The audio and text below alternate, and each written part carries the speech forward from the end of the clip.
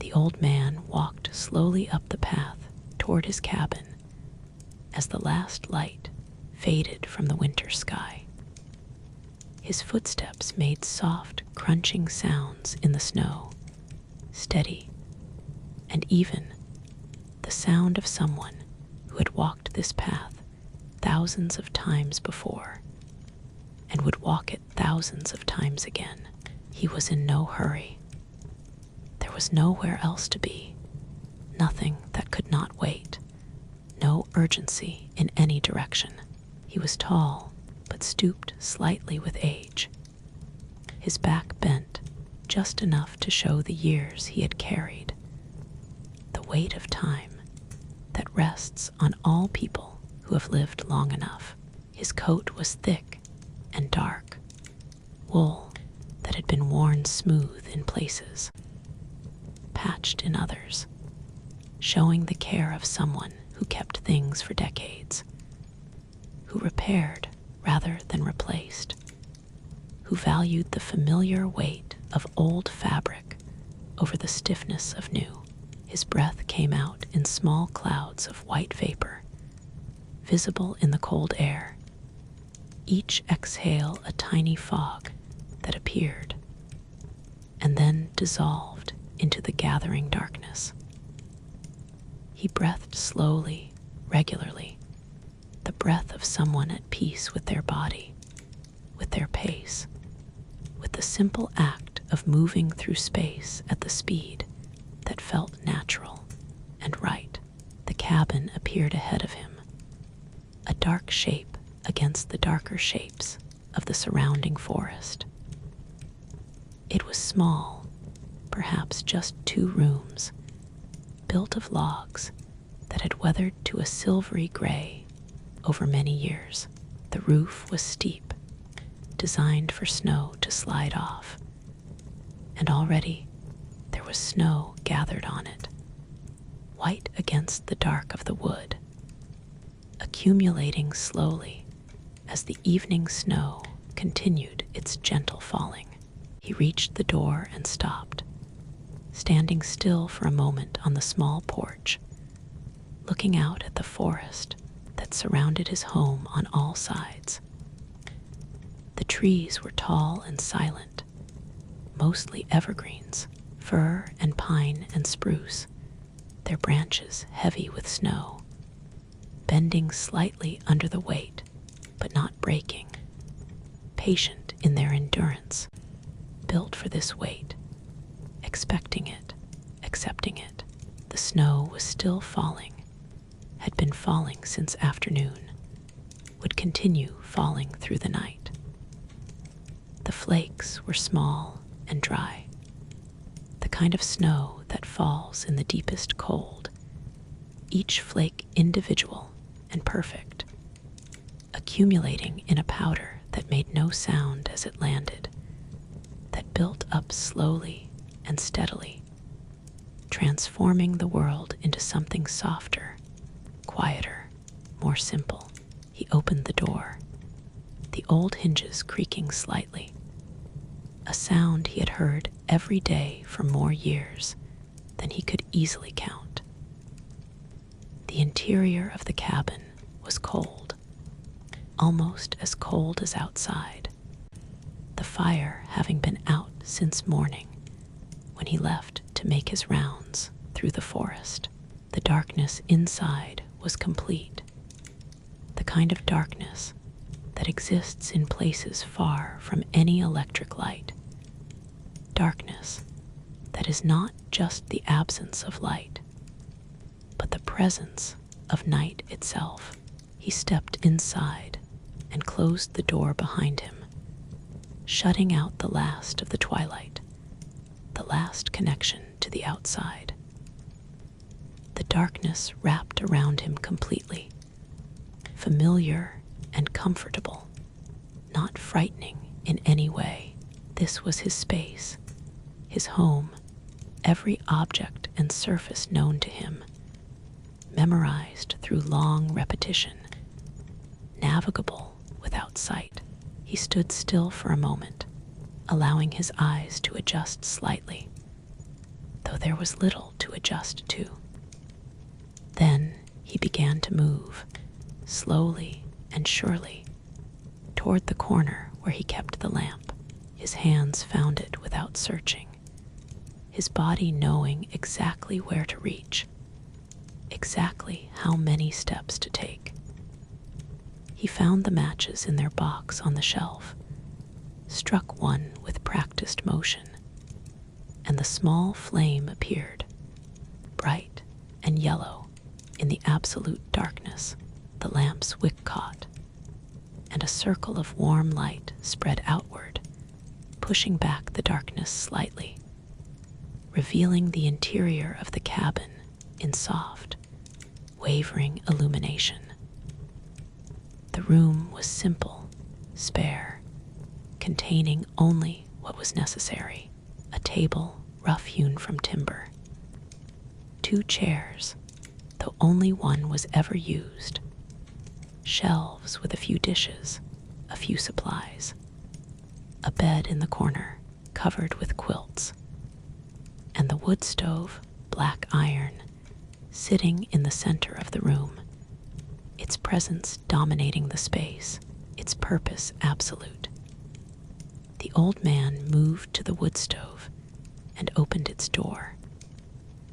Cold air flowed out from inside it, the residual chill of a fire that had died many hours ago. He could see the remains of the morning's fire, a small amount of ash, a few partially burned pieces of wood, no heat remaining. Everything returned to the baseline temperature of winter. He went to the wood box beside the stove, a large wooden crate that he kept filled during the warmer months, preparing for winter's inevitable arrival.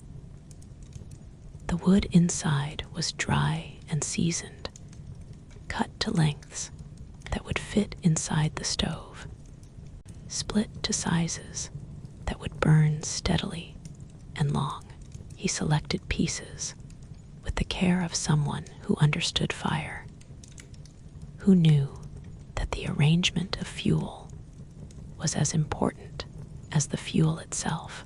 First, he crumpled some old newspaper that he kept for this purpose, placing it in the bottom of the stove.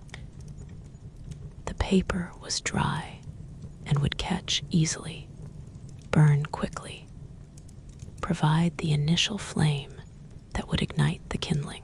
His movements were slow and methodical, each action deliberate, no wasted motion, the efficiency of long practice.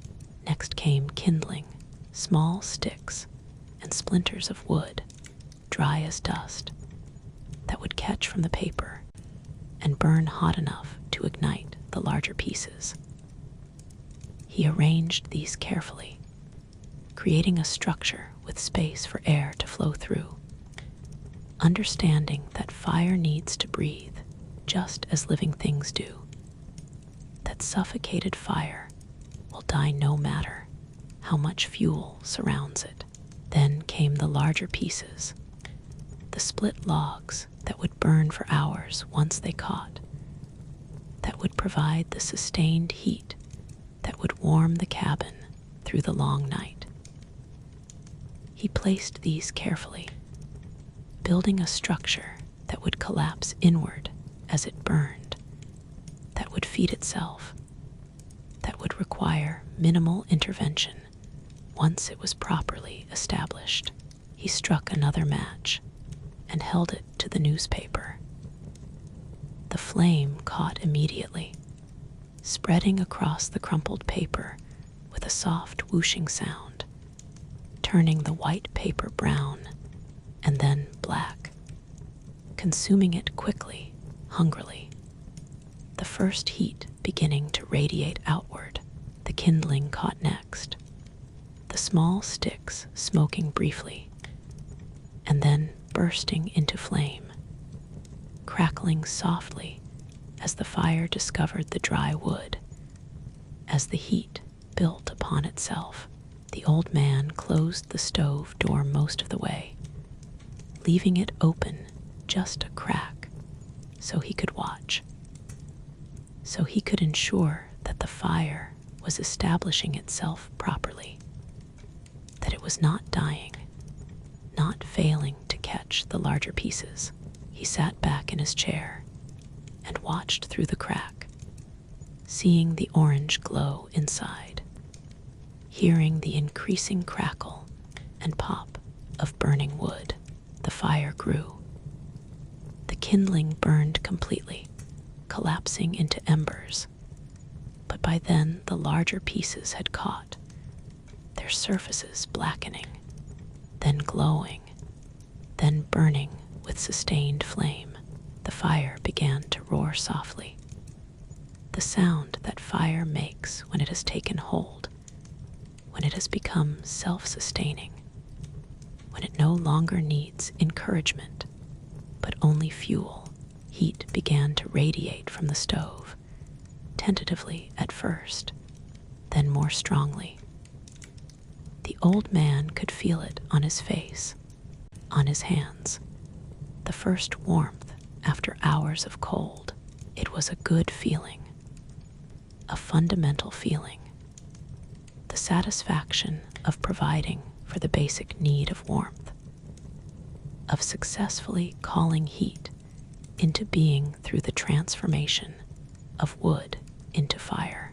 He closed the stove door completely and adjusted the air vent, controlling the flow of oxygen, moderating the burn so that it would last, so that the wood would be consumed slowly rather than quickly, so that the fire would still be burning come morning when he woke in the cold dawn light. The warmth continued to build, spreading outward from the stove in invisible waves, pushing back the cold that had claimed the cabin during the day. The temperature would take time to rise significantly. The cabin had grown very cold, and the stove could only heat so fast. But the process had begun. The transformation was underway. The night's warmth was being born from the day's cold. The old man sat in his chair and watched the stove. The metal was beginning to tick and ping as it expanded with heat, small sounds that marked the warming, that confirmed the fire's presence and power. Light flickered through the small window in the stove's door, orange and yellow, dancing shadows playing across the old man's face. He had done this thousands of times before. Every night of every winter for more years than most people lived. Building the fire, warming the cabin, sitting in this chair, watching the stove. The ritual never changed, never varied, never surprised him. And yet, each time felt both exactly the same and somehow unique. The way that each day is both identical to and different from every other day. The old man stood slowly, his joints protesting slightly, the stiffness that comes with age and cold. He moved to the door and checked that it was properly latched, that the cold air could not seep in around the edges, that the warmth building inside would be preserved rather than lost to the infinite cold of the winter night outside. He looked through the small window set in the door, looking out at the night that had now fully arrived. The snow was still falling, visible in the faint light that reflected from somewhere. Perhaps the snow itself generated some slight luminescence, or perhaps his eyes had adjusted enough to see the subtle variations in the darkness. The trees were barely visible, dark vertical shapes against the slightly less dark sky. Everything was still out there. No wind moved the branches. No animals stirred in the underbrush. The forest had settled into its winter sleep, its hibernation, its long waiting for spring. Only the old man remained awake, and even he would sleep soon, would join the forest in its rest, would surrender to the long darkness of the winter night. He turned away from the door and moved to the small shelf where he kept his food supplies. He was not particularly hungry, but he would eat something, would maintain his body, would keep his strength. He found bread that he had baked days ago, harder now than when it was fresh, but still good, still nourishing. He found some cheese, a small piece, carefully wrapped. He found an apple, one of the last from the previous autumn, wrinkled now, but still sweet. He brought these things to the table and sat down. He ate slowly, chewing thoroughly, paying attention to the simple act of eating, not thinking about anything else, not worrying, not planning, just eating. The bread was dense and filling. The cheese was sharp and satisfying. The apple was sweet and slightly tart. Together, they made a simple meal, adequate and appropriate, requiring nothing more. The fire continued to burn in the stove, the heat continuing to build in the cabin. The old man could feel the difference now, could feel that the air was beginning to warm, that the deep chill was being pushed back into the corners, that the center of the room was becoming comfortable, becoming livable, becoming home again. When he finished eating, he cleaned up carefully, putting things back where they belonged, wiping the table clean with a cloth, maintaining order in his small space. Order was important to him, not from any compulsion, but from the practical knowledge that in a small space, disorder quickly becomes chaos, and chaos leads to discomfort, to inefficiency, to the slow degradation of living conditions. He went to the water bucket and dipped out a cup of water, cold from having sat all day in the unheated cabin. He drank it slowly, the cold water going down his throat, into his stomach, becoming part of him. He refilled the cup and drank again. Staying hydrated was important, even in winter, even when the cold made you forget thirst. The cabin was definitely warmer now. The thermometer on the wall, barely visible in the lamplight, showed that the temperature had risen 10 degrees since he lit the fire, would continue to rise for another hour or so before stabilizing at whatever temperature the stove could maintain against the cold outside. It would be comfortable, not warm by summer standards, but warm enough for winter, warm enough for sleep, warm enough for life. The old man stood and stretched, raising his arms above his head, feeling his spine crack and release, feeling his muscles extend and then relax. He was tired, not exhausted, but ready for rest, ready for the night's long stillness, ready to lie down and let the hours pass without his active participation. But not yet. It was still early. The night had just begun. There were hours yet before sleep would come naturally, before his body would demand rest. For now, he would sit, would watch the fire, would exist in the simple present moment, would ask nothing of time except that it pass at its own pace, without rushing, without delay.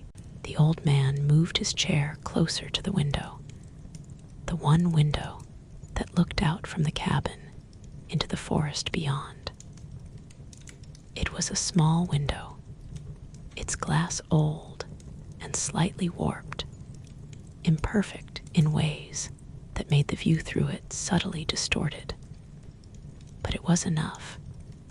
It was a portal to the outside, a way to observe without being fully exposed to the elements. He sat down in the chair and positioned it so that he could see out the window comfortably, without strain, without having to turn his head or lean forward. Comfort was important for long sitting, for long watching, for long periods of simple presence without activity. Outside, the snow continued to fall. The old man watched it, not thinking about it, not analyzing it, just watching. Each flake fell from the darkness above, briefly visible as it passed through the faint light that somehow existed even in the deep night, and then disappeared into the accumulation below, becoming part of the white surface that covered everything.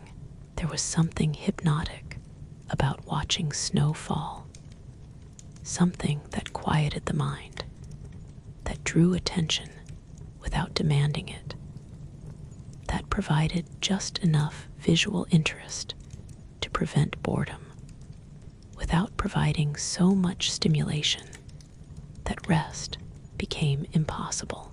The snow fell and fell and fell, and the old man watched and watched and watched, and time passed without marking itself, without announcing its passage. The forest beyond was barely visible, just the vague shapes of trees, the dark vertical lines against the slightly lighter darkness of the sky.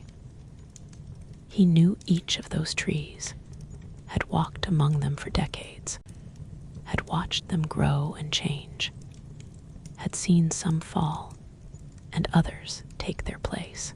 They were his companions, his neighbors, his responsibility as the forest keeper, though in winter there was little keeping to do, little to maintain or protect or manage. Winter was the season of rest for the trees and for him. The warmth from the stove had reached the window now, had pushed back the cold enough that the glass no longer frosted over immediately, no longer accumulated ice on its interior surface.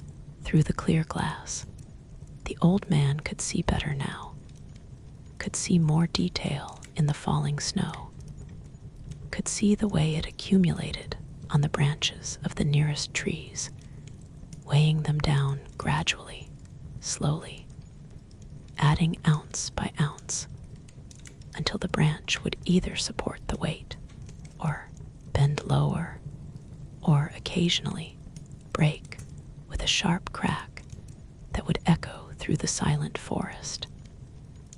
He shifted slightly in his chair, finding an even more comfortable position, one that would allow him to sit for longer without stiffness, without the need to move.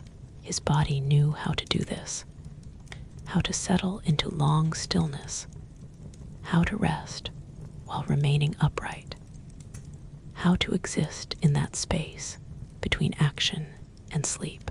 The lamp on the table behind him cast his shadow on the wall beside the window, a dark silhouette that moved slightly when he moved, that was otherwise still, a companion shadow, a reminder that light existed, that darkness was not absolute inside the cabin, even though it was absolute outside. The fire in the stove burned steadily, the wood being consumed at a predictable rate, transforming solid matter into heat and light and ash. The ancient alchemy of combustion that humans had relied upon for hundreds of thousands of years. That was older than civilization, older than agriculture, older than anything except the most basic of human activities. The old man listened to the fire. It made sounds, crackling, popping, the occasional hiss when moisture trapped in wood cells was heated and converted to steam. The sounds of chemical bonds breaking, of energy being released, of change occurring at the molecular level. Though the old man did not think in such terms, to him it was simply fire, simply warmth, simply what happened when you put wood in the stove and lit it with a match. Outside, nothing moved. No wind disturbed the falling snow. No animals crossed the small clearing in front of the cabin. The forest was as still as the old man, as quiet, as at peace with the long night and the falling snow and the deep cold that held everything in its grip. Time continued its passage. The old man sat by the window, watching the snow, listening to the fire, existing in the simple present without thought of past or future. He had lived this way for so long that it had become his natural state, his default mode of being. Other people lived with constant mental noise, constant planning and remembering and worrying and hoping. But he had learned to quiet all of that. Or perhaps he had always been quiet inside, had always been suited to this solitary life in the forest. The snow had accumulated significantly now. He could see the difference from when he first sat down, could see that the white layer on the ground was thicker, that the branches held more weight, that the transformation of the landscape was continuing, would continue through the night, would leave everything covered and changed by morning. But the change was so slow, so gradual, that watching it was like watching a clock, like trying to see the minute hand move. You could not see it happening in any single moment, but if you looked away and then looked back after a while, you could see that it had happened, that time had passed, that accumulation had occurred. The cabin was warm now, properly warm, the temperature having stabilized at the point where the heat produced by the stove equaled the heat lost through the walls and roof and floor to the outside cold. It was a balance, an equilibrium, a steady state that would maintain itself as long as the fire continued to burn, as long as fuel remained, as long as the old man occasionally stood and added another piece of wood to the stove. His breathing had slowed considerably. He was so relaxed now, so still, so at peace, that his body had dropped into a state of deep rest, even though he was not sleeping, even though his eyes were open, even though he was technically awake. His heart beat slowly and steadily. His lungs filled and emptied with minimal effort. His muscles were completely relaxed, holding tension nowhere. The lamplight flickered slightly, a momentary variation in the flame, perhaps from a slight draft, perhaps from some irregularity in the wick or the oil. The old man noticed it without reacting, without concern, without without any need to investigate or correct. If the lamp went out, he would relight it. If it continued burning, it continued burning. Either way was acceptable. Either way was fine. Outside, a branch somewhere in the forest cracked under the weight of accumulated snow and fell, the sound reaching the cabin as a distant, sharp report, like a single gunshot. Clear in the silent night, the old man heard it, recognized it for what it was, felt no alarm.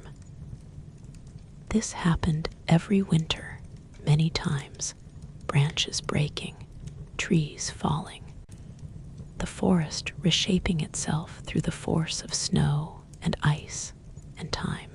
The sound faded, absorbed by the snow, by the forest, by the vastness of the night. Silence returned, deeper than before, as if the breaking branch had somehow made the surrounding quiet more profound, more complete, more absolute. The old man continued to sit, continued to watch, continued to exist in his chair by the window. A single human consciousness in a vast, sleeping forest. A tiny point of warmth in an ocean of cold. A small light in an immensity of darkness. But he did not feel small, did not feel threatened, did not feel anything except the deep contentment that comes from being exactly where you are meant to be, doing exactly what you are meant to do, which in this case was nothing, was simply sitting, was simply being. The old man stirred slightly, becoming aware that he had been sitting motionless for a long time, long enough that his body was beginning to stiffen slightly, that his joints were protesting their immobility.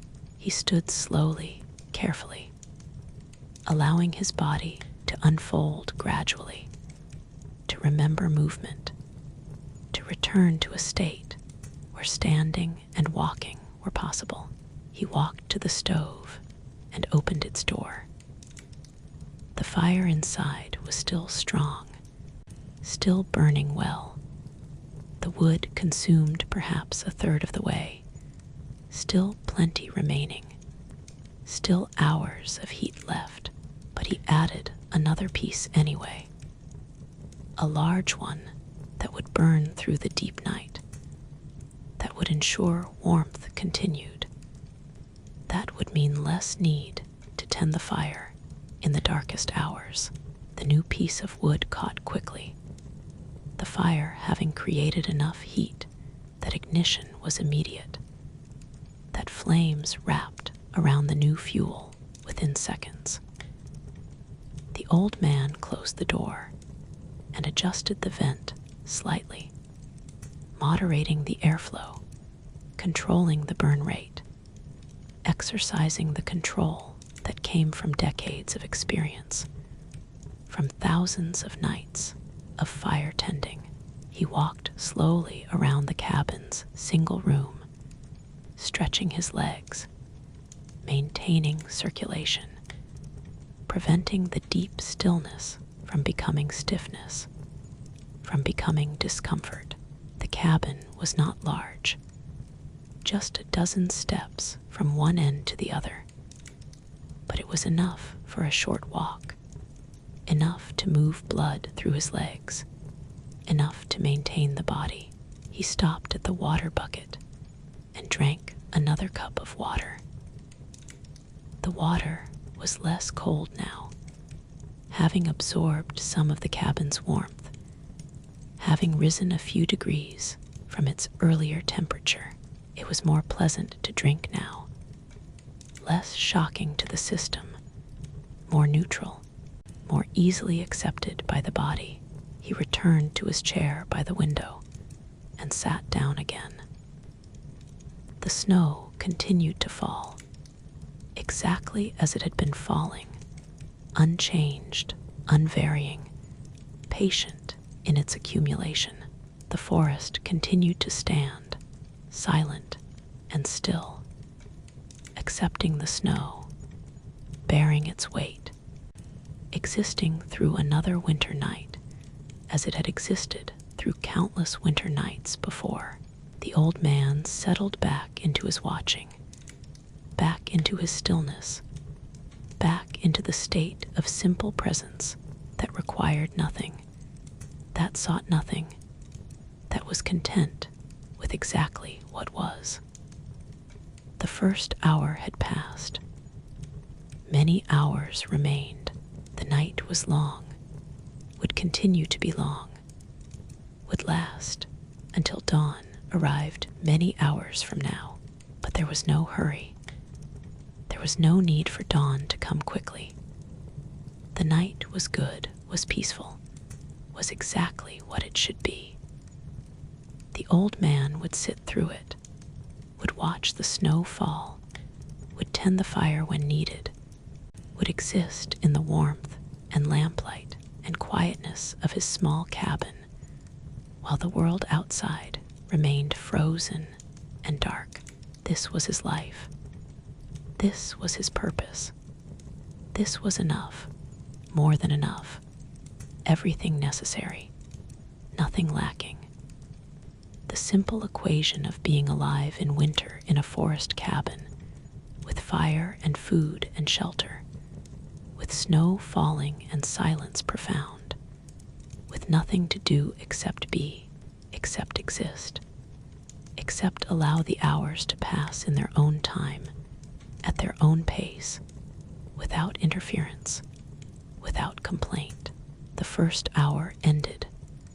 The second hour began, and the old man sat by his window, watching the snow, tending the fire, living through another night, another winter, another turn of the great wheel of seasons that spun slowly and inexorably, carrying all things with it, changing all things gradually, taking all things eventually. But for now, for this night, simply allowing this old man to sit in his warm cabin and watch the snow fall on the sleeping forest. Rest, watch, exist. The night is long. The fire burns, the snow falls, and there is peace. The old man sat in his chair by the window, his body completely relaxed, his breathing slow and even.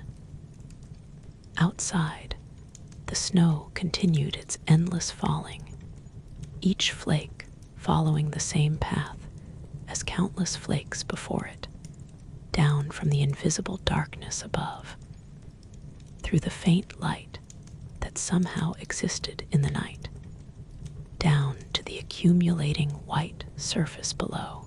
He had been watching for so long now that the snow had become everything, had filled his vision and his mind, had created a kind of moving stillness, a paradox of constant motion that somehow produced the deepest sense of peace. The flakes fell and fell and fell, and he watched and watched and watched, and there was no difference between the watching and the falling, between the observer and the observed. The warmth from the stove surrounded him now, a cocoon of heat that protected him from the winter outside, that made the cabin a small island of comfort in a vast ocean of cold. He could hear the fire still crackling softly inside the stove, could hear the occasional pop of sap exploding in the heat, could hear the low, steady roar of combustion that meant the fire was healthy, was strong, was doing its work. His hands rested on the arms of the chair, completely still. He could feel the wood beneath his palms, smooth from years of contact, worn by the countless hours he had sat here, In this exact position, through how many winters he could no longer calculate, 20, 30, more. Time became meaningless when you lived the same way year after year, when each winter was essentially identical to every other winter, when nothing changed except the old man himself, growing older, growing more still, growing more peaceful with each passing season.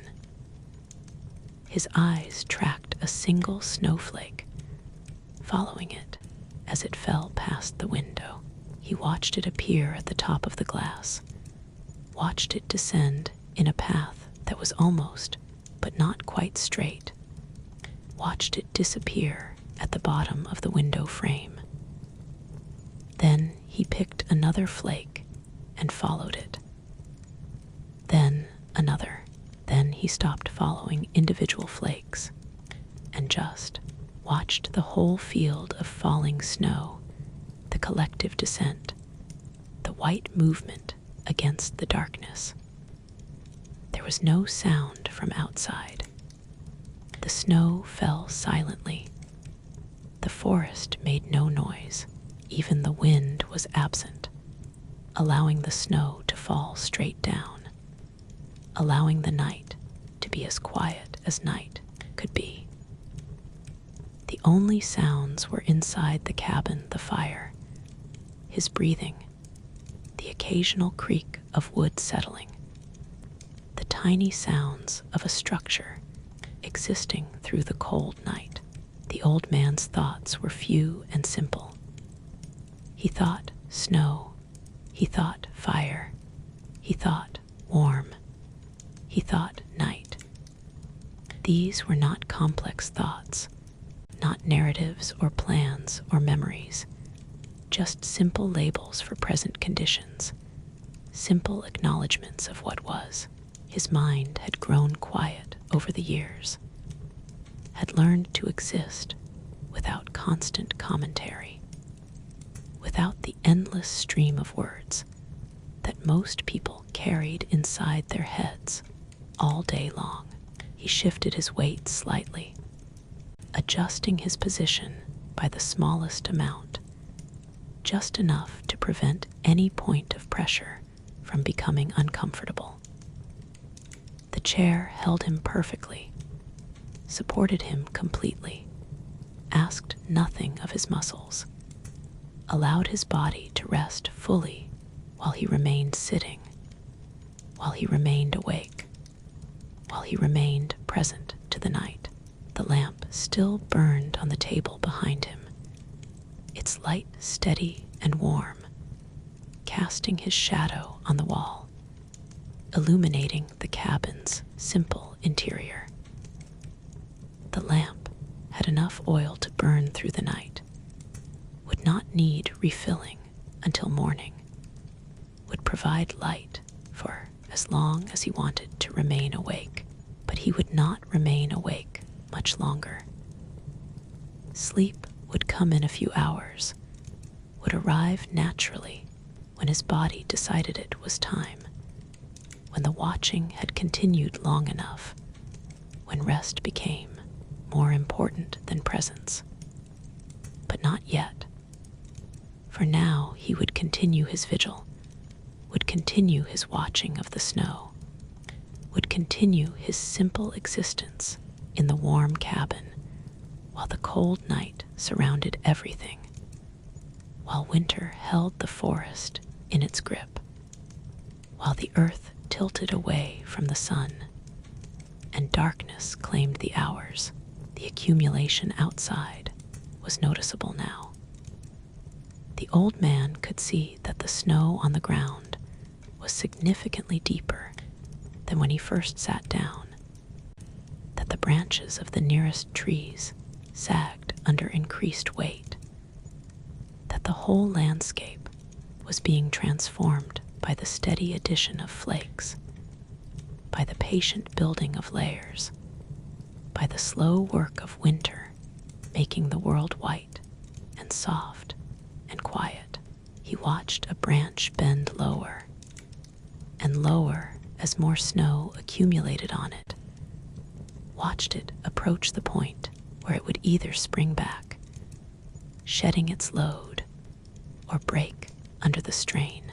The branch bent lower, lower still, and then suddenly released, snapping upward, casting its burden of snow into the air in a small white cloud that dispersed and fell back to the ground. The branch bounced several times, freed of its weight, settling back into its normal position, ready to accept the next accumulation. The old man watched this without reaction, without surprise, without anything except simple observation. He had seen branches shed snow thousands of times, had seen the pattern repeat endlessly through countless winters. It was neither good nor bad, neither interesting nor boring.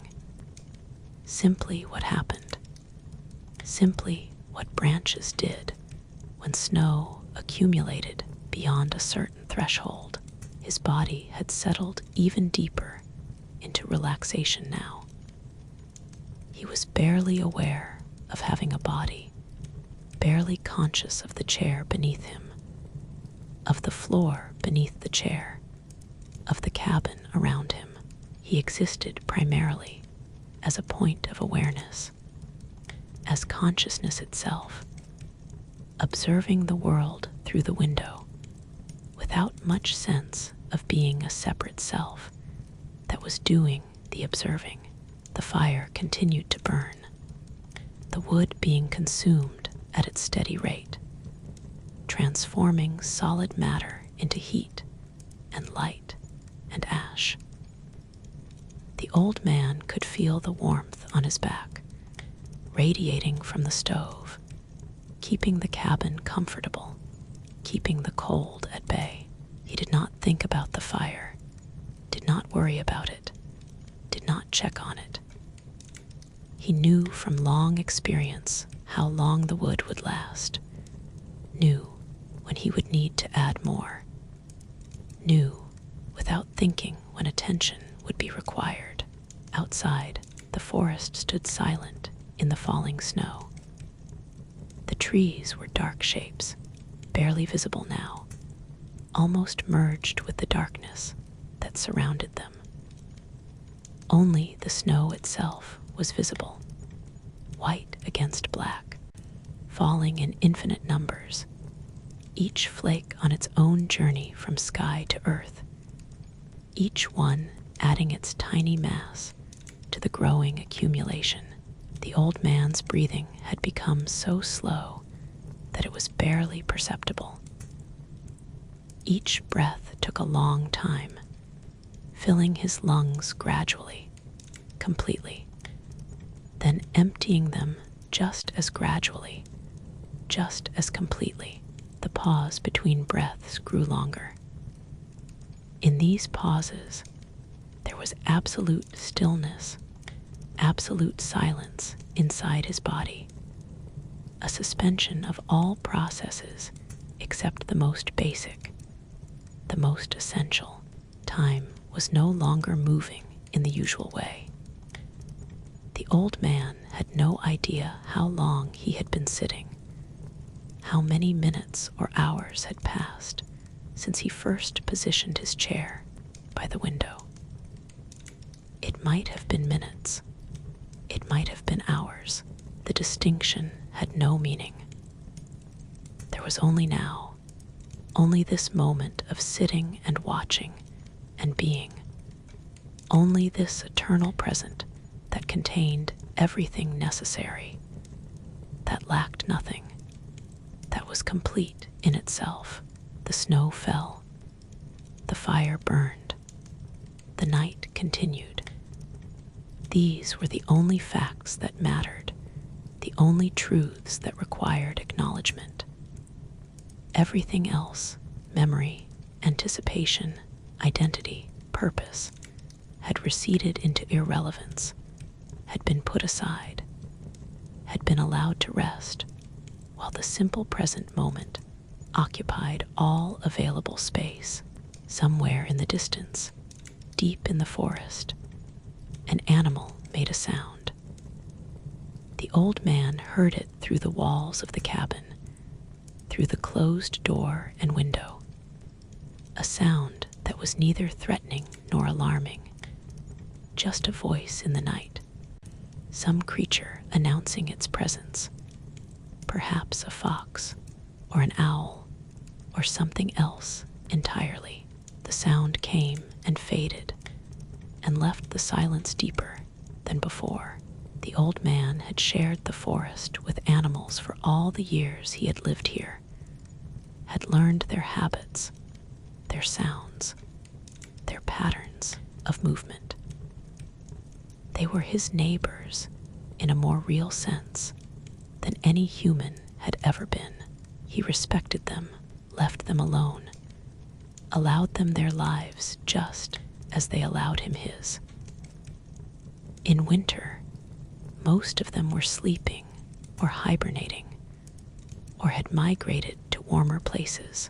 Only the hardiest remained, the ones built for cold, the ones who could survive on whatever food the winter forest provided. He thought about the animals sleeping in their dens, their burrows, their nests.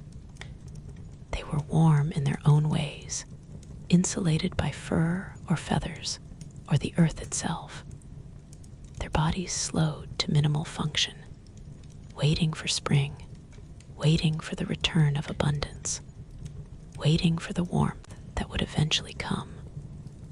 But that seemed impossibly distant now. In the deep of winter, in the longest night, the old man was like them, in his way. He too was waiting for spring, though he did not think of it in those terms, did not count the days, or wish for time to pass faster. He simply existed through winter, as he existed through all seasons, accepting what was, finding peace in whatever conditions prevailed, asking nothing of the world except that it continue to be itself.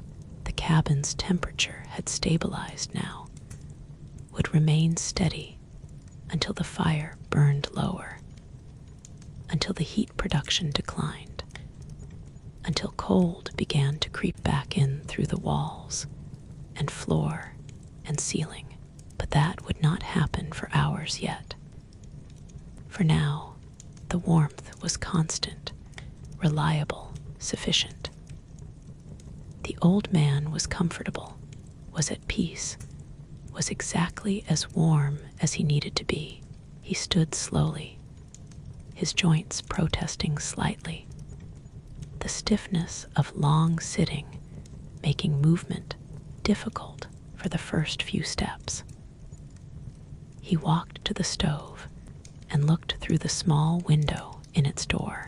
The fire was still strong, still had plenty of unburned wood, but he opened the door anyway and added another piece, maintaining the heat, ensuring that warmth would continue through the deep night. The new wood caught quickly, flames wrapping around it almost immediately. The fire hot enough now that ignition was instant. The old man watched for a moment, satisfied that all was well, then closed the door and returned to his chair. The brief walk had loosened his joints, had restored circulation, had reminded his body that movement was possible, though stillness remained preferable. He sat down and resumed his watching of the snow. Nothing had changed in the brief time he was away. The snow still fell at the same rate, in the same way, with the same patience. The forest still stood silent. The night still surrounded everything. The world continued exactly as it had been, indifferent to his movements, unconcerned with his presence or absence. This was comforting to the old man, this indifference of the world.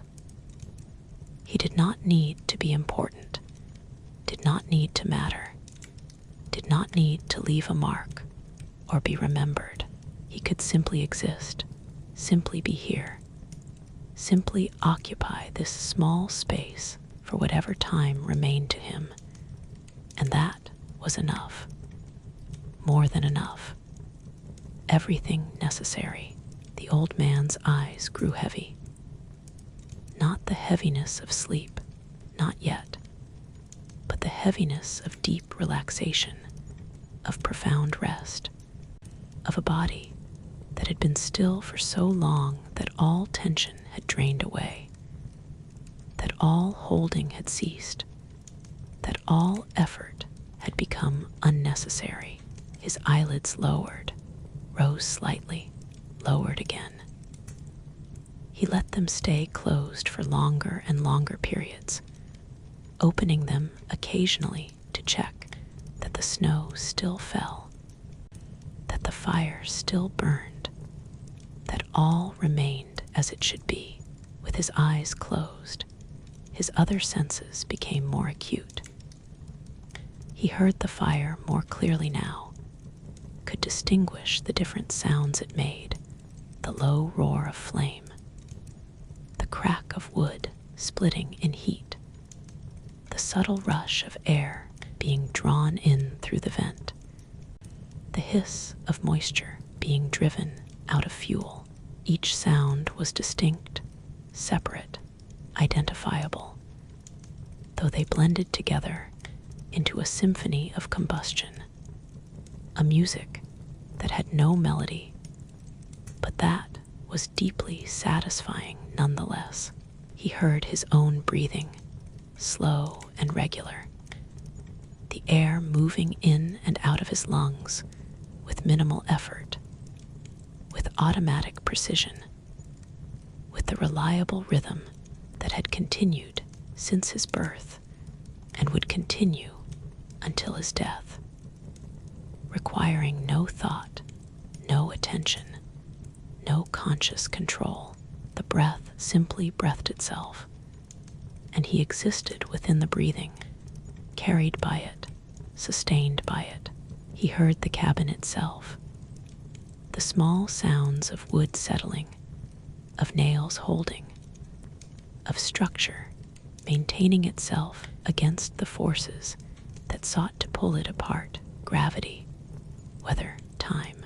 The cabin creaked softly, spoke in its own language, told its own stories of stress and strain, and the patient endurance of inanimate matter given form and purpose.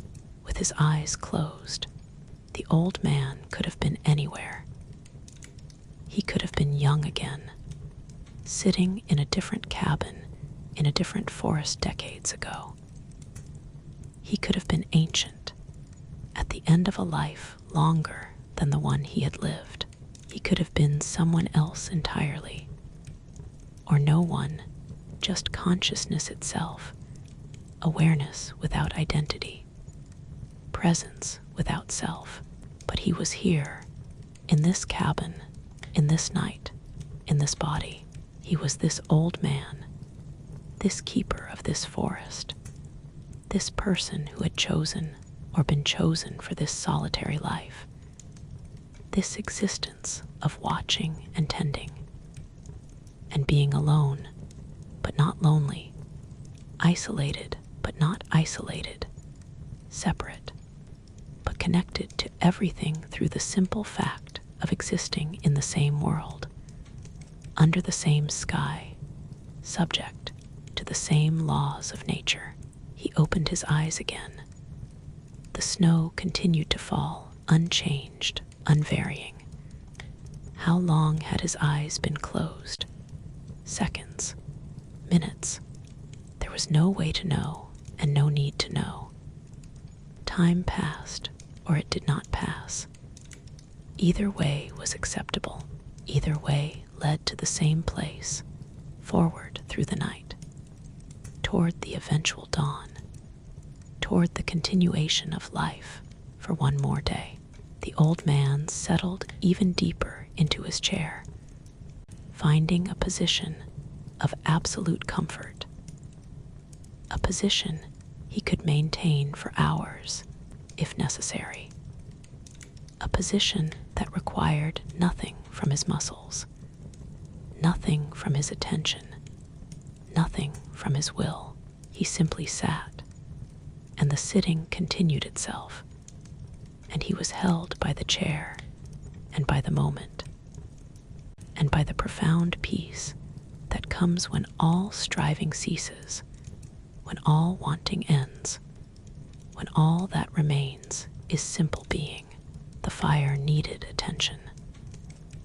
The old man knew this without looking, knew it from the subtle change in the sound, from the slight decrease in the heat reaching his back, from the intimate knowledge that came from tending fires every night for decades.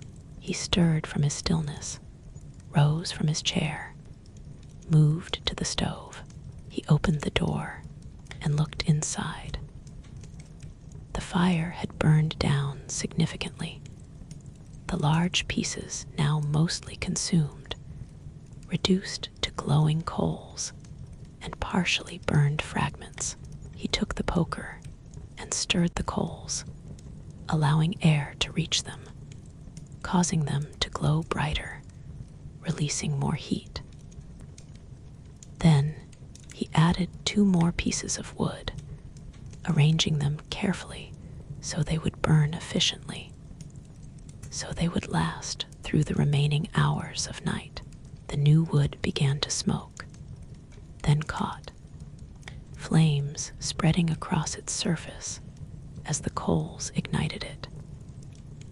The old man watched until he was satisfied that the fire was established, that it would continue without intervention, that the night's warmth was secure. Then he closed the door and adjusted the vent, controlling the airflow, ensuring a steady burn. He did not return immediately to his chair, but walked slowly around the cabin, stretching his legs, maintaining circulation. He stopped at the water bucket and drank, the water still cool, but no longer cold, having absorbed the cabin's warmth over the hours. He looked at the supplies on the shelf, enough food for many more days, enough oil for the lamp, enough of everything. He was prepared for winter, as he was prepared every year, as he had learned long ago was necessary. He went to the door and looked out the small window. The snow was deep now, accumulating in drifts against the cabin wall, covering the path he had walked earlier completely, erasing all signs of his passage. The world was being made new by the snow, was being simplified, was being reduced to its essential elements: white ground, dark trees, falling flakes, cold air. Everything unnecessary had been covered, hidden, eliminated. Only what mattered remained visible. The old man felt a deep satisfaction looking at this scene, though he could not have said why. Perhaps it was the beauty of it, the stark simplicity, the reduction to fundamentals. Perhaps it was the knowledge that he was safe inside while the snow fell outside, that he had shelter and warmth and food while the forest endured the cold. Perhaps it was simply the accumulation of thousands of similar nights, each one adding to a sense of rightness, of this being exactly what life should be. He turned away from the door and went to the bed in the corner. He sat down on its edge and removed his boots, setting them carefully beside the bed, where he could find them easily in the morning. He removed his heavy outer shirt, leaving just the lighter shirt beneath. He would not undress further. The cabin would grow colder through the night as the fire burned down, and he would need the warmth of his clothing, but he was not ready for sleep yet. He stood and returned to his chair by the window, settling back into his watching position, resuming his observation of the falling snow.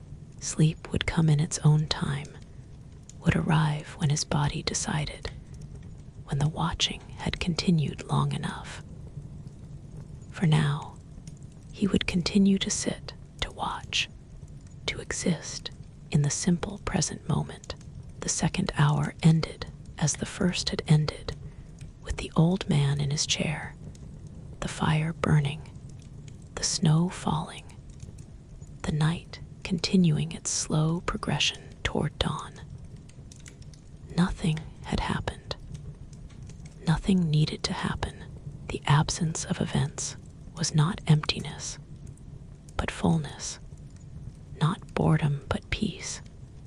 Not lack, but abundance of the only thing that mattered. Simple presence, simple being, simple existence in this moment, in this place, in this life. The old man sat and watched. His thoughts had become even more sparse, even more simple. Long periods passed now with no thoughts at all, just pure awareness, just consciousness, observing without commentary, without interpretation, without the constant narration that usually accompanied human experience. The snow fell. This was the primary fact, the central truth, the main event of the night.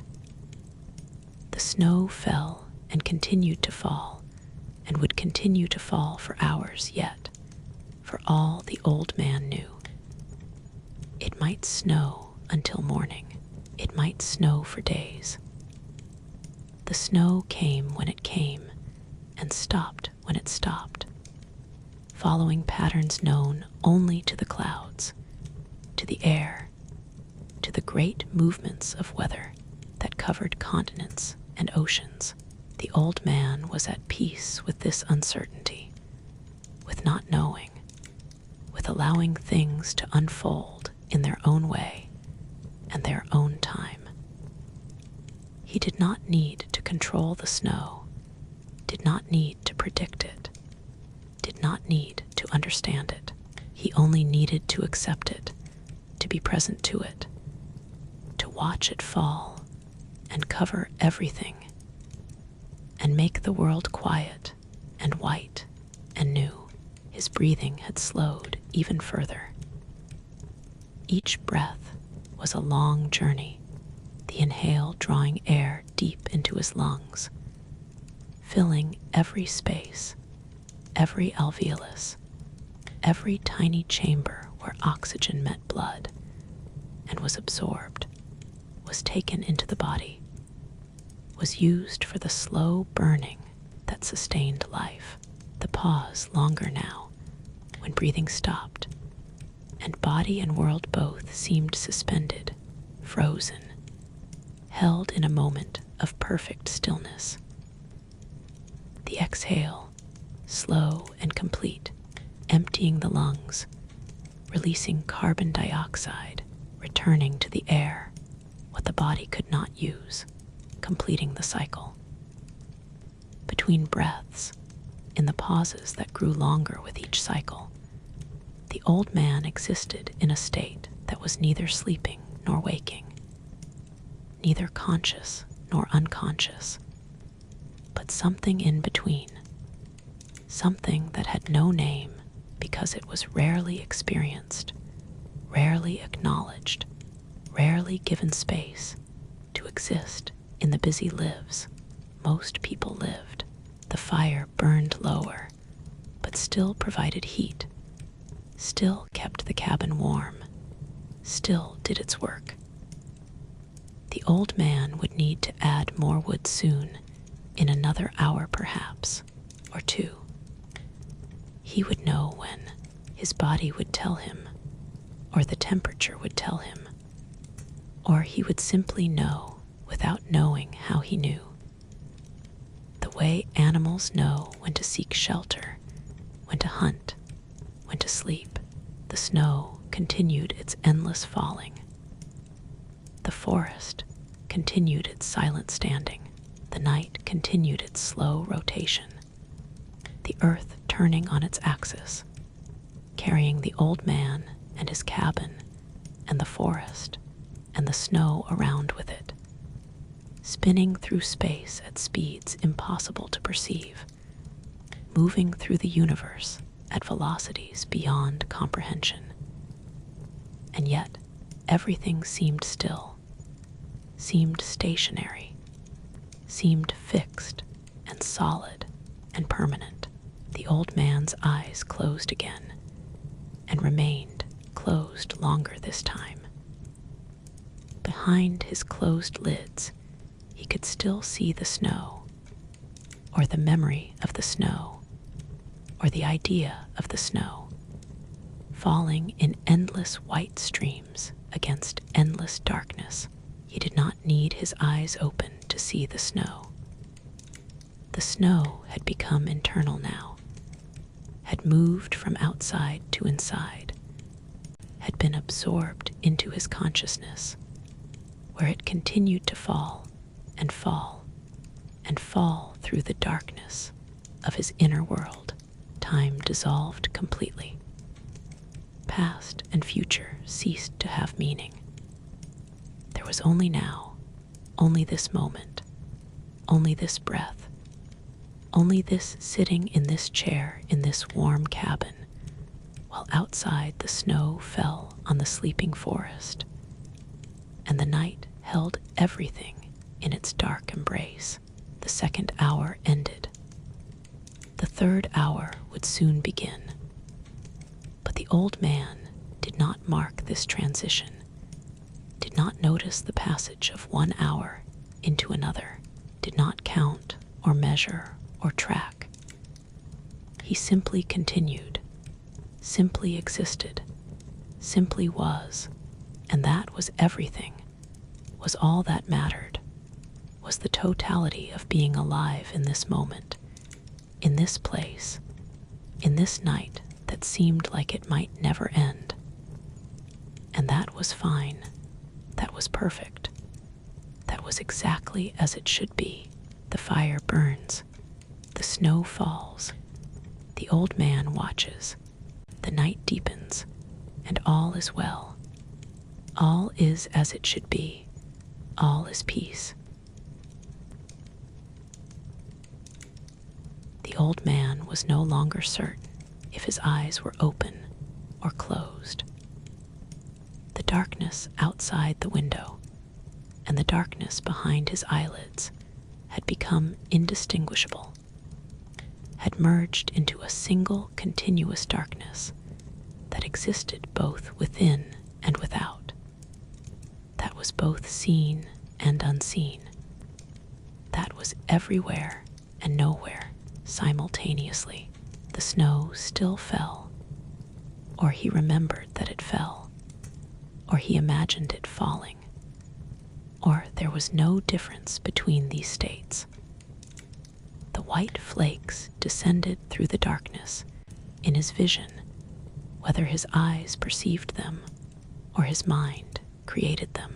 Reality and memory and imagination had become a single unified experience, all of them equally present, all of them equally valid, all of them simply different aspects of the same fundamental awareness.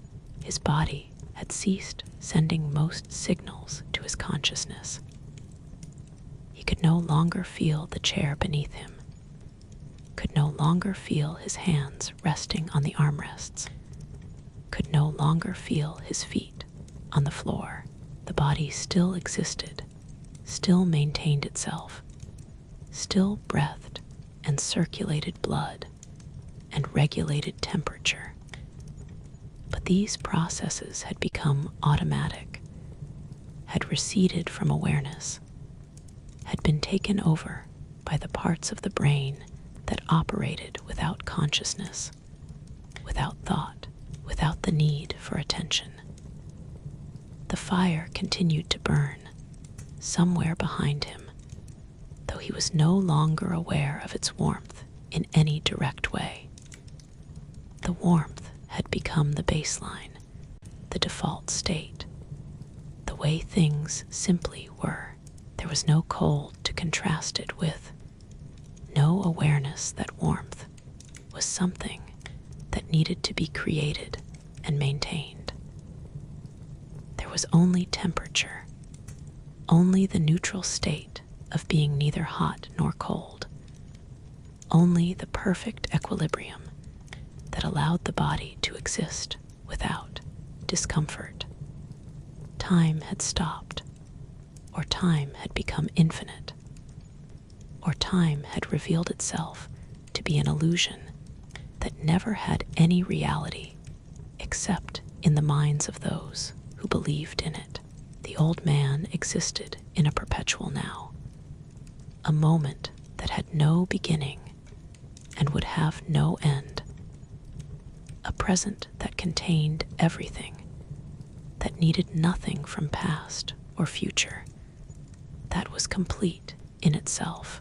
His breathing was barely perceptible now, so slow that each cycle took minutes, so shallow that his chest barely moved, so quiet that it made no sound at all.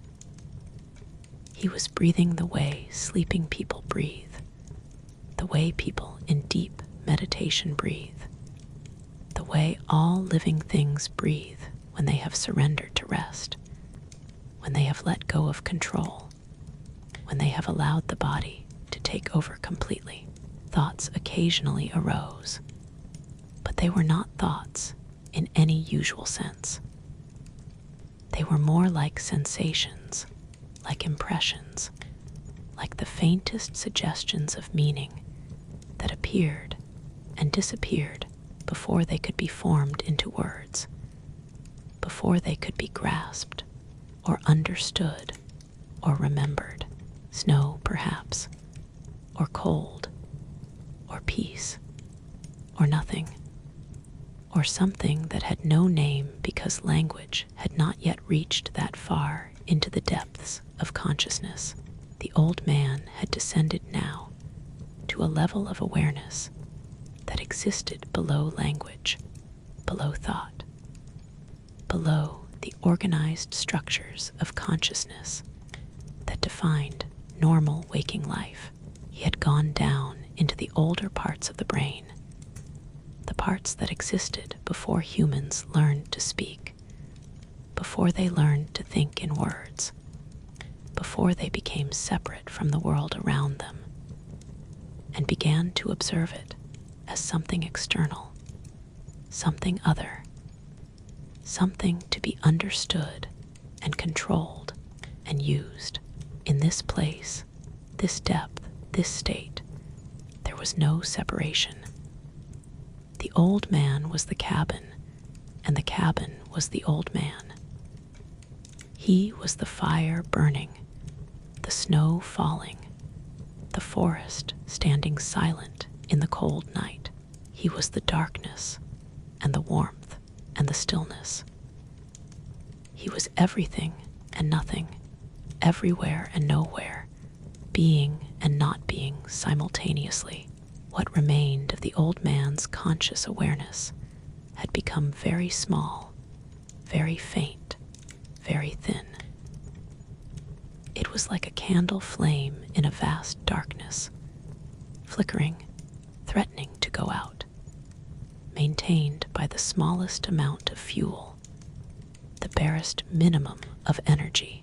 At any moment, it might extinguish completely, and he would pass from this state of near sleep into actual sleep, into the complete unconsciousness that the body needed, that it demanded, that it would eventually take, whether consciousness agreed or not.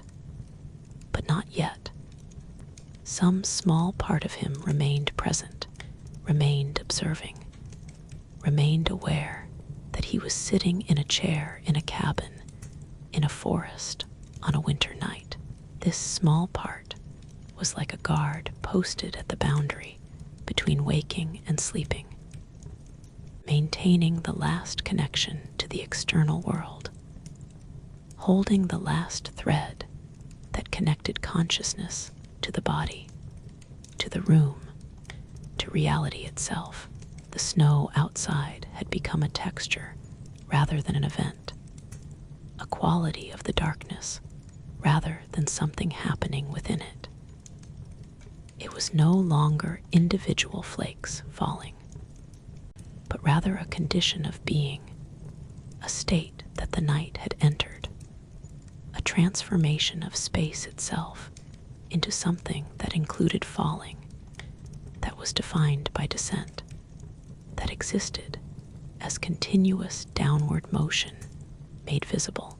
The old man's sense of self had become gossamer thin, nearly transparent, almost dissolved. The boundaries that normally defined him, this is my body, this is my mind, this is where I end, and the world begins, had become permeable, uncertain, less than solid. He was leaking out into the world, or the world was leaking into him, or there was no longer any meaningful distinction between the two. He was the warmth of the cabin and the cold of the night. He was the light of the lamp and the darkness outside.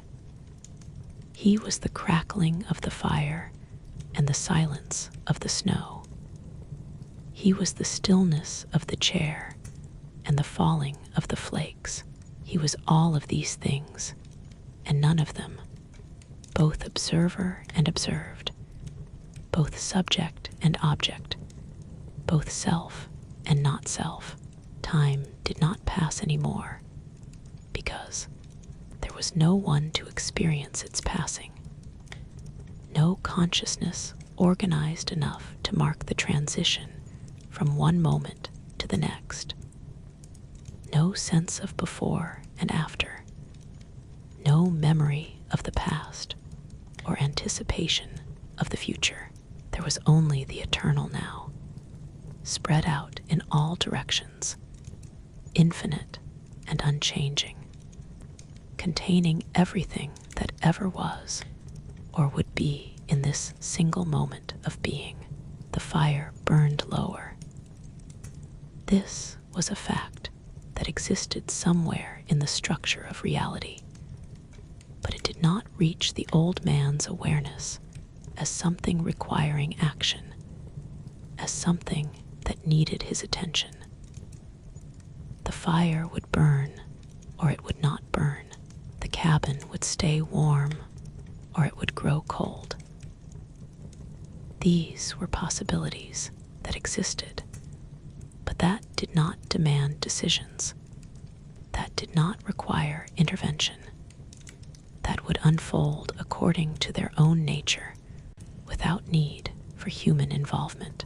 The old man had let go of responsibility, had released the need to tend and maintain and control.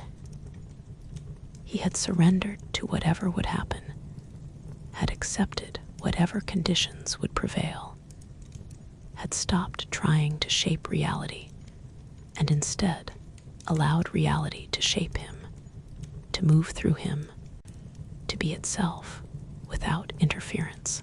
This surrender was not passive or weak. It was the strongest thing he had ever done, stronger than all his years of work, stronger than his decades of tending the forest, stronger than any act of will or force or determination. To let go completely, to surrender totally, to accept without reservation. This required a strength that most people never developed, never even knew existed. There was no old man anymore. Or there was an old man, but he was not present, not conscious, not aware. What remained was just awareness itself, consciousness without content, presence without identity, being without self. The awareness observed the snow falling, but there was no observer. It heard the fire crackling, but there was no listener. It felt the warmth of the cabin, but there was no feeler. These experiences occurred, but they occurred to no one, arose in emptiness, appeared and disappeared, leaving no trace, like ripples on water that form and fade and leave the surface exactly as it was before. The cabin existed in the forest. The forest existed in the night. The night existed in the world. The world existed in space. Space existed in what? In nothing. In void. In the great emptiness from which all things arise, and to which all things return. The cabin and the old man and the snow and the fire were all temporary formations in the void, brief coherences in chaos, patterns that existed for a moment and would dissolve back into formlessness, into the undifferentiated state that was the ground of all being.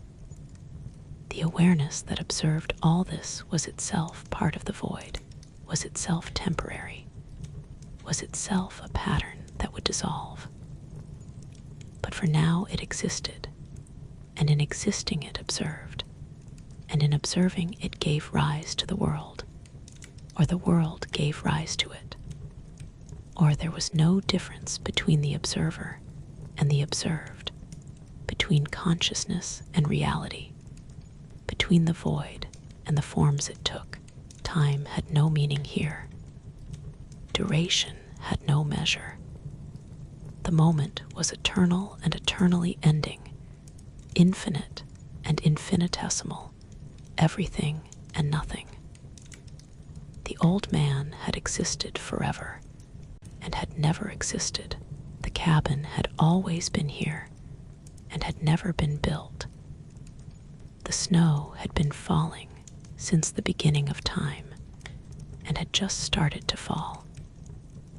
All of these statements were equally true and equally false, because truth and falsehood had no meaning in the void, in the place beyond language, beyond thought, beyond the structures that organized normal human consciousness. The fire burned. This was happening now, and had always been happening, and would always be happening. The burning was eternal, was outside time, was both an event and a state, both a process and a condition. The wood was consumed, and the wood was unconsumed. The heat was created, and the heat had always existed. These paradoxes did not need resolution, because paradox only exists where logic exists, and logic existed only in the surface layers of consciousness, in the parts that tried to make sense of things, that tried to organize experience into coherent narratives. Here in the depths, there was no need for sense, no need for coherence, no need for narrative. Here there was only what was, without explanation, without justification, without meaning. The snow fell because the snow fell. The fire burned because the fire burned.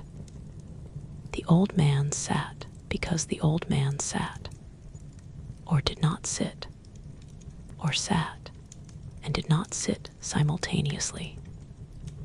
Or sitting and not sitting were the same thing seen from different perspectives that did not actually differ. The darkness outside was the darkness inside. The cold of the night was the warmth of the cabin. The falling of the snow was the rising of the heat. Everything was its opposite, and everything was itself. And there was no contradiction, because contradiction only exists where there is separation, where there is differentiation, where there are distinct things that can be compared and contrasted. But here, in the void, in the depths, in the place where the old man had descended, or dissolved, or disappeared, there was only unity, only oneness, only the single, undifferentiated ground of being from which all things arose, and to which all things returned, and which was itself not a thing, but the absence of thingness, not being but the possibility of being, not existence, but the potential for existence. The awareness flickered like a candle flame in a strong wind. It was there and not there, present and absent, existing and not existing. Any moment it might go out completely, and there would be nothing, no consciousness, no observation, no experience, just the void itself, empty and complete, silent and absolute. But the flame did not go out. Some tiny spark of life force maintained it, kept it burning, held it in existence through the deepest part of the night, through the lowest ebb of consciousness, through the point where sleep came closest to claiming everything, to erasing all awareness, to returning consciousness to the undifferentiated state from which it had emerged at birth. The body continued its minimal functions. The heart beat very slowly, once every several seconds, pushing blood through vessels with the minimum force necessary, maintaining circulation at the lowest possible level, conserving energy, preserving life. The lungs breathed very slowly, taking in air and releasing it at a pace that would be alarming to anyone observing. That would seem like the breathing of someone dying. That would suggest life hanging by the thinnest thread. But this was not dying. This was resting. This was the deepest rest possible while remaining alive, the most profound surrender to sleep without actually sleeping, the closest approach to death without crossing the boundary, without passing the point from which no one returns. The old man had descended to this depth many times before, on thousands of winter nights, sitting in this chair, tending this fire, watching this snow or snow exactly like it. He knew this territory, had mapped it through long experience, knew where the boundaries were, knew how close he could come without crossing over. The snow continued to fall, or had always been falling, or would always be falling. Past, present, and future had collapsed into a single eternal moment, a now that contained all time, that was all time, that was the only time that had ever existed or would ever exist. The snow that fell in this moment was the same snow that fell decades ago when the old man first came to this cabin, was the same snow that would fall decades hence after he was gone, was all snow, was the eternal snow, was the platonic ideal of snow, of which all actual snow was merely a temporary manifestation. The cabin was warm. The cabin was cold. The cabin was both. The cabin was neither. Temperature had ceased to have meaning. The old man no longer felt warmth or cold, because he no longer felt anything, because feeling required a self to do the feeling, and the self had dissolved, had been absorbed back into the void, had returned to the source from which it came, and yet awareness continued. There was still observation happening, still experience occurring, still consciousness present. But it was consciousness without a center, awareness without an observer, experience without an experiencer. It was just the raw fact of there being something rather than nothing, the basic miracle of existence, the fundamental mystery that anything at all should be rather than everything being void. The fire burned lower and lower. Somewhere in the structure of reality, this was a fact that would eventually require attention, that would eventually demand action, that would eventually bring the old man back from wherever he had gone, back from whatever depth he had descended to, back from the void into the world of forms and names and separate things that needed to be tended and maintained, but not yet. For now he could remain here in the depths, in the darkness, in the void. For now he could exist in this state of near dissolution, of almost not being, of consciousness reduced to its absolute minimum, to the bare fact of awareness itself, without content, without object, without subject. This was the deepest rest. This was what the body needed, what the mind needed, what the spirit needed to return to the source, to remember the void, to experience the fundamental emptiness from which all things arise, and to which all things return every night. If a person descended deep enough into sleep, they touched this void, experienced this dissolution, remembered the source. But the old man touched it while still half awake, still partly conscious, still observing the process of his own dissolution. This was his gift, or his curse, or simply what happened when you lived alone in the forest for decades and spent every winter night sitting by a window watching snow fall. You learned to descend while remaining present, to surrender while maintaining observation, to let go without losing the thread that connected you to life. Something began to change. It was subtle, barely perceptible, more a quality of the darkness than anything visible or audible or tangible. But something was different. Something was shifting. Some aspect of the void was transforming. Perhaps it was time reasserting itself, beginning to flow again after its suspension.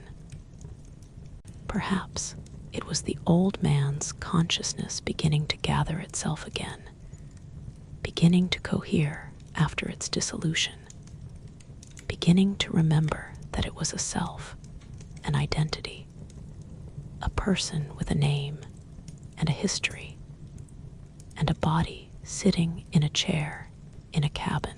Perhaps it was simply that the deepest point had been passed, that the lowest ebb had been reached, that the only direction possible now was up, back toward the surface, back toward form, back toward the world of separate things and names and distinctions, the awareness that had been spread out across everything, that had been diffused into the void, that had lost all boundaries and all center, began to contract slightly, began to gather, began to concentrate itself back into something that resembled a point of view, a location, a position from which the world could be observed.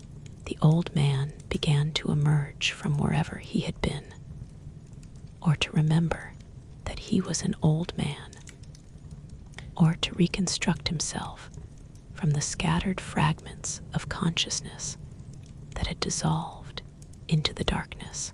It was a slow process, gradual, taking many minutes, requiring no effort, but happening of its own accord, like water flowing downhill, like seeds sprouting, like all natural processes that occur when the conditions are right, and nothing prevents them. His body began to send signals again, faint reports from distant provinces. A slight stiffness in his neck, a minor numbness in his left foot, a vague sensation of coolness on his face. These sensations were barely perceptible, barely distinguishable from the general field of awareness. But they were there, they were present. They were signs that the body still existed, that it still maintained itself, that it still occupied space and had needs and conditions. His breathing deepened slightly, became slightly faster, slightly more substantial. The long pauses between breaths began to shorten. The body was beginning to wake, or to prepare to wake, or to move from the deepest rest toward a state that more closely resembled normal sleep, normal consciousness, normal existence in the waking world. The fire had burned very low now. The old man knew this even though he had not looked at it, even though his attention had not been on it for hours, even though he had no conscious awareness that the fire existed. But some deep part of him, some instinctive part that had tended fires for decades, knew that the fire was dying, knew that action would soon be required, knew that the warmth of the cabin was in danger of being lost. But not yet, not quite yet. He could remain in this state a while longer, could drift in this space between waking and sleeping, between dissolution and form, between the void and the world. There was no urgency. The cabin was still warm. His body was still comfortable. The night still surrounded everything. The snow still fell, or the memory of snow falling still occupied his consciousness, or there was no difference between these states. Outside, in the forest, nothing moved. The trees stood silent under their burden of snow. The animals that were still awake moved carefully through the deep powder, leaving tracks that would be covered by morning. The cold was absolute, profound, deep enough to crack rock, to freeze water instantly, to kill any living thing left exposed for too long. But inside the cabin, protected by walls and roof, and the remnants of the fire, the old man was safe, was warm enough, was surviving another night as he had survived thousands of nights before the old man's eyes opened, or had been open, or opened more fully, or there was some change in the relationship between his awareness and his vision. He could see the window again, could see the snow still falling outside, could see the darkness that surrounded everything. The snow was lighter now, falling less heavily than before, or perhaps that was just his perception, his consciousness not fully returned yet, not fully capable of accurate observation. He became aware of his body again, all of it, completely. He could feel the chair beneath him, the pressure points where his weight rested, the places where his clothing touched his skin. He could feel his hands on the armrests, his feet on the floor, his back against the chair. The body was stiff, very stiff, having been motionless for so long, having maintained the same position through hours of sitting. He needed to move, needed to stand, needed to tend the fire. This knowledge came not from thought, but from instinct, from the deep wisdom of the body that knew what it needed, that communicated through sensation rather than language, that guided action without the need for conscious decision.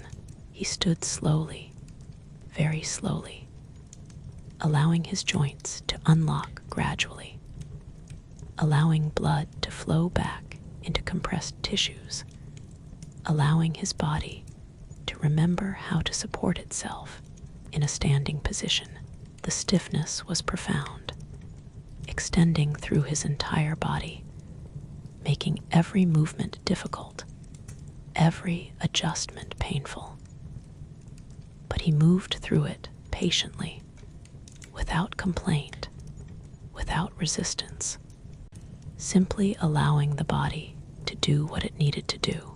He walked to the stove, his steps unsteady, his balance uncertain, his body still half asleep, still not fully returned to normal function.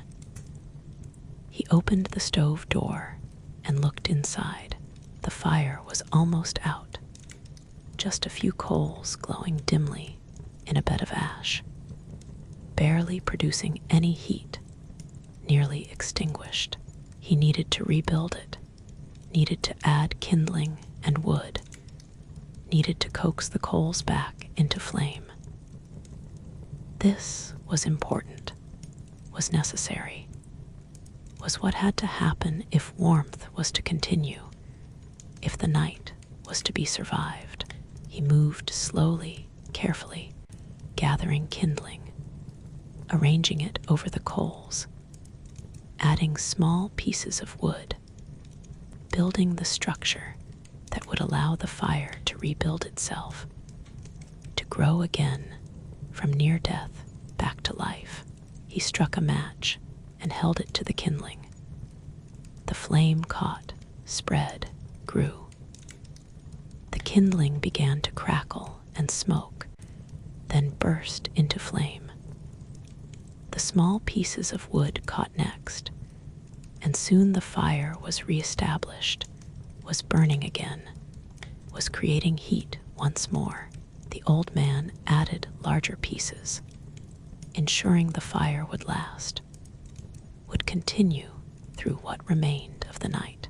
He closed the stove door and stood there for a moment, feeling the warmth beginning to radiate outward again, feeling the cabin begin to warm, feeling the cold that had been creeping in begin to retreat. The fire would last until morning now. The night was almost over. Dawn would come in a few hours, would bring light and the possibility of a new day. But for now, the night continued. The snow still fell, the forest still slept, and the old man returned to his chair by the window. His duty done, his task completed, ready to watch the remaining hours, ready to see the night through to its end, ready to greet whatever came next with the same patience, the same acceptance, the same deep peace that had carried him through every night, through every winter, through every year of his long life in the forest. The third hour ended. The fourth hour would soon begin. The deepest point had been passed. Now there was only the slow return, the gradual ascent, the gentle movement back toward the surface, toward morning, toward light. But slowly, so slowly. There was no rush. The night still had time remaining. The darkness still surrounded everything. And the old man still sat in his chair, still watched the snow, still existed in the simple present moment, still at peace, still at rest, still at home. The old man sat in his chair again, his body still stiff from the long hours of sitting, but warmer now, more present, more fully returned to the waking world. The fire behind him crackled with renewed life, the fresh wood burning well, producing heat that spread through the cabin, pushing back the cold that had begun to creep in during the hour when the fire had nearly died. Outside, the snow was still falling, though perhaps less heavily than before. It was difficult to tell for certain, difficult to know if the change was real or simply a shift in perception, in attention, in the way his eyes received and interpreted the endless descent of white flakes through darkness. But something seemed different. Some quality of the snow had changed. Some aspect of its falling had lightened. The old man watched without trying to determine what was different, without analyzing or comparing or measuring. The snow fell as it fell. Whether it fell heavily or lightly made no difference to him, made no difference to the cabin, made no difference to anything except the depth of accumulation. And that too made no difference, because the snow would melt eventually, would turn to water, would flow away into streams and rivers, would return to the cycle from which it came. His breathing had returned to a more normal rhythm now, deeper than it had been during the deepest hours, faster than the barely perceptible breathing that had sustained him through his descent into the void. He was breathing the way a resting person breathes, not quite the breathing of sleep, but not the breathing of full wakefulness either. Somewhere in between, still relaxed, still at peace, but more present, more conscious, more aware of being alive. The cabin was warming again.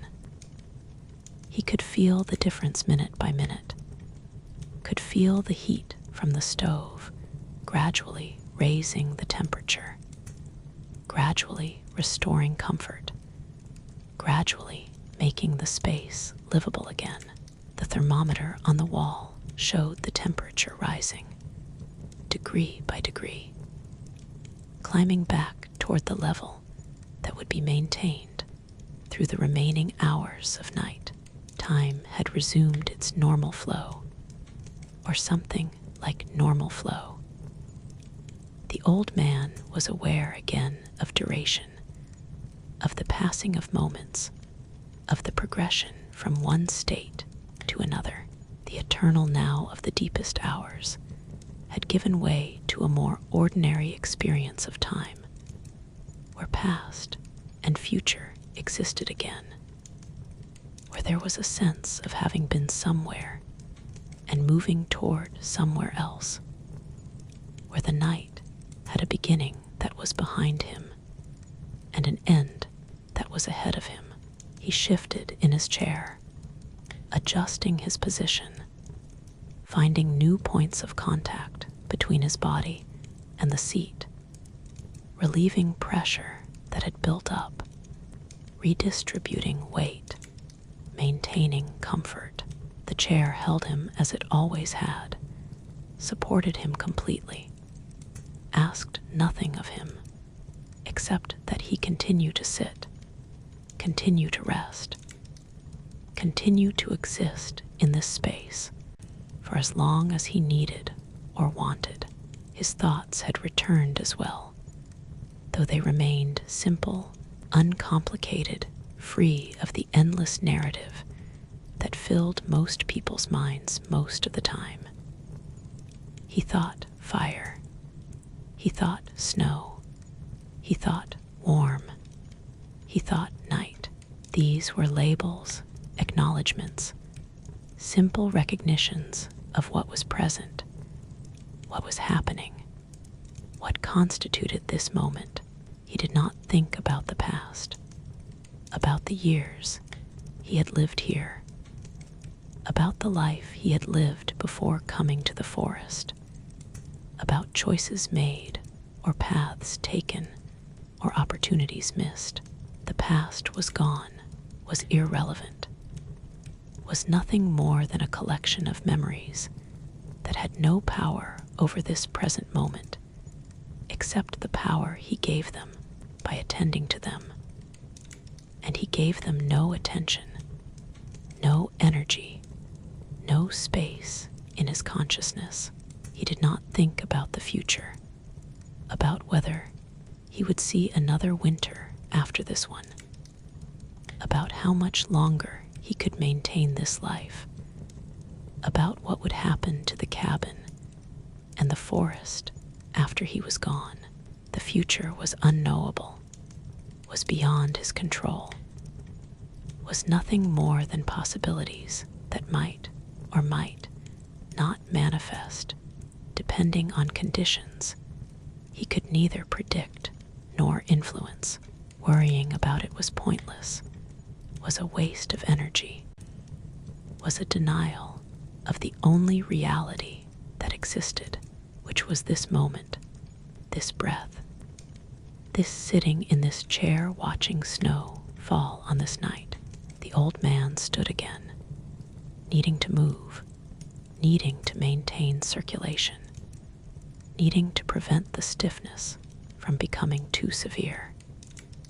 He walked slowly around the cabin's small interior, his joints protesting, his muscles tight, his body reminding him of his age, of the years that had accumulated in his bones and tendons, of the inevitable decline that came to all living things if they survived long enough. But the pain was minimal, manageable, simply information that his body was providing, data about its condition that required no emotional response, no complaint, no resistance. The pain was just pain, sensation like any other sensation, neither good nor bad, simply what was happening in certain parts of his body at this particular moment. He stopped at the window by the door and looked out at the night. The snow was definitely lighter now, the flakes smaller, falling less densely, allowing him to see farther into the forest than he had been able to see during the heavy snowfall earlier in the night. He could make out individual trees now, could see their dark trunks against the white of accumulated snow, could see the shape of the clearing in front of the cabin. The snow on the ground was deep, perhaps 2 feet or more, covering everything, transforming the landscape into an abstract study in black and white, dark vertical lines of tree trunks, dark irregular shapes of branches, white horizontal expanse of ground, white burdens weighing down every surface that could hold snow. The world had been simplified, reduced to its most basic elements, stripped of all color except the extremes, all detail except the most essential. The old man appreciated this simplicity, found beauty in it, felt peace in the presence of a world reduced to fundamentals. Too much complexity was exhausting, was overwhelming, was more than a person needed. This snow and trees and darkness was enough, more than enough, everything necessary. He turned from the window and went to the water bucket. The water was warmer now, having absorbed the cabin's renewed heat, approaching room temperature. No longer shocking to drink, he dipped out a cup and drank slowly, feeling the water go down his throat, into his stomach, becoming part of him, joining the water that already constituted most of his body, the water that flowed through his veins and filled his cells and made his existence possible. Water and air and fire and earth, the old elements that the ancients believed comprised everything. They were not wrong, not really. Everything was made of these things, or could be understood in terms of these things, even if modern science had revealed more complexity, more subtlety, more intricate patterns beneath the surface. But the basic truth remained. Water and air and fire and earth, the four substances that sustained all life, that made existence possible on this planet spinning through the void. The old man finished his water and returned the cup to its place. He checked his supplies again, food sufficient for many days, wood sufficient for many fires, oil sufficient for many nights of lamplight. He was prepared, as he always was, as he had learned long ago was necessary for survival in the forest, especially in winter, especially in isolation where help was far away, and problems had to be solved alone. But there were no problems tonight. Everything was as it should be. The fire burned. The cabin was warm. The snow fell or had stopped falling. He was alive, was comfortable, was at peace. What more could a person want? What more could a person need? The endless striving for more, for better, for different. That was the source of suffering, the root of dissatisfaction, the reason most people never found peace. They were always reaching for something beyond what they had, always imagining that happiness lay somewhere other than here, sometime other than now. But the old man had learned, or had always known, or had gradually discovered through decades of solitary living, that happiness was not something to be achieved or acquired or reached. It was simply what remained when you stopped chasing it, when you accepted what was, when you ceased wanting things to be different from how they were. Happiness was the default state, the baseline, what existed naturally when all the desires were released. When all the resistance ended, the old man returned to his chair by the window and sat down once more.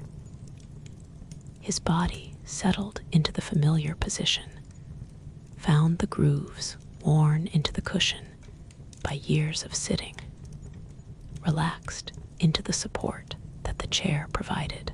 He was tired now, not exhausted, but ready for sleep when sleep came, ready to lie down in his bed and close his eyes and drift into unconsciousness, into dreams or dreamless sleep, into the restoration that the body required, but not Something kept him in the chair, kept him watching, kept him present to the night, even though the night no longer offered anything new, anything different, anything that he had not seen thousands of times before. Perhaps it was simply habit, the pattern established over so many years that it had become automatic. Perhaps it was respect for the night itself, a desire to witness it fully, to be present for its entire duration, rather than abandoning it partway through. Or perhaps it was something deeper, something he could not name or understand, some sense that his watching mattered, that his presence made a difference, that by sitting here in his chair, looking out at the forest and the snow and the darkness, he was doing something important, something necessary, something that the world needed, even if he could not explain why or how. The snow had stopped falling, or had lightened to the point where individual flakes were so infrequent that they no longer constituted falling snow, but just occasional white specks drifting down through the darkness. The storm was ending, or had ended, or was pausing before beginning again. The clouds above, invisible in the darkness, were either dissipating or moving on, carried by high-altitude winds to some other place where they would release their snow on some other forest. The silence was profound now, deeper than it had been even during the deepest hours of the night. When snow is falling, it creates a kind of white noise, a subtle sound that is more felt than heard, a presence that occupies the acoustic space, even though it makes no distinct sound. But when the snow stops, the silence that remains is absolute, complete, total. Nothing moves. Nothing makes sound. The world holds its breath. The old man sat in this silence, became part of it, added his own stillness to the stillness of the forest. His breathing was so quiet now that it made no sound at all. His body was so still that it might have been carved from wood, might have been another piece of furniture in the cabin, might have been an object rather than a living thing. Only the occasional blink of his eyes indicated that he was alive, was present, was conscious. Time passed, but he did not measure it. The lamp still burned. The fire still crackled. The darkness outside remained unchanged. These were the constants, the reliable facts, the conditions that defined this moment, and every moment that comprised this night. Everything else was variable, uncertain, subject to change.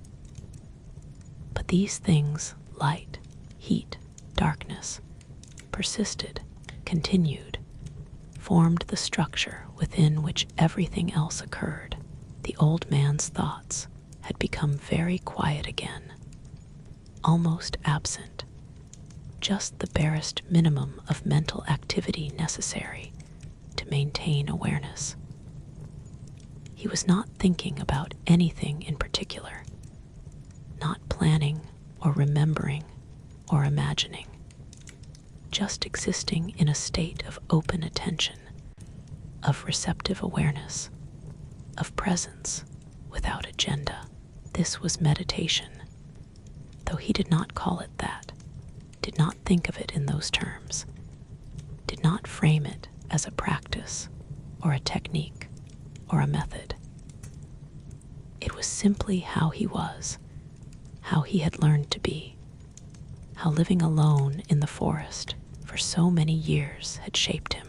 The constant stillness, the endless silence, the lack of human conversation or social interaction, all of this had gradually quieted his mind, had stilled the constant chatter that filled most people's heads, had created space for a different kind of consciousness, one that was more observing than thinking, more being than doing. Something was changing in the quality of the darkness. The old man noticed it without being certain what he was noticing, without being able to identify exactly what was different, but something had shifted. Some aspect of the night was transforming. Some quality of the blackness was becoming less absolute. It was too early for dawn, far too early for the sun to be approaching the horizon. But perhaps the clouds had broken. Perhaps the moon had emerged from behind them. Perhaps some celestial light was now able to reach the earth that had been blocked during the snowstorm. Whatever the cause, the darkness outside was definitely less complete than it had been, was becoming more of a dark gray than a pure black, was allowing shapes to become more visible, more distinct, more defined. The old man could see the forest more clearly now. The trees were no longer just dark vertical lines, but had dimension, had texture, had individual characteristics that distinguished one from another. He could see the way snow had accumulated on their branches, creating white horizontal lines against the dark trunks. He could see the shapes of the spaces between trees, the clearings and gaps where snow had fallen unobstructed to the ground. The world was revealing itself again, emerging from the darkness that had concealed it through the long night. It was still very dark, still night by any reasonable measure, but it was no longer the absolute darkness of the deepest hours. It was the darkness that contains the possibility of light, the darkness that exists on the boundary between night and day, the darkness that knows dawn is coming even if dawn itself is still distant. The old man watched this gradual lightening with quiet appreciation. He had seen thousands of dawns, had watched the night transform into day more times than he could count. But it never became ordinary, never became routine, never lost its quality of miracle. That light should return after hours of darkness, that the world should become visible again after its long concealment, that day should follow night with such reliable regularity. This was astonishing, was worthy of attention, was something to witness rather than sleep through. His body was very tired now.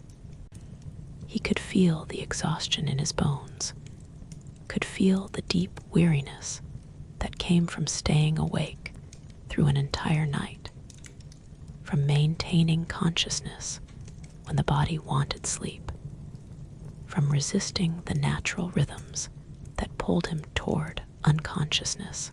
But he would stay awake a while longer, would see the night through to its end, would watch the sky lighten until true dawn arrived. The fire behind him still burned well, still provided heat, still required no immediate attention.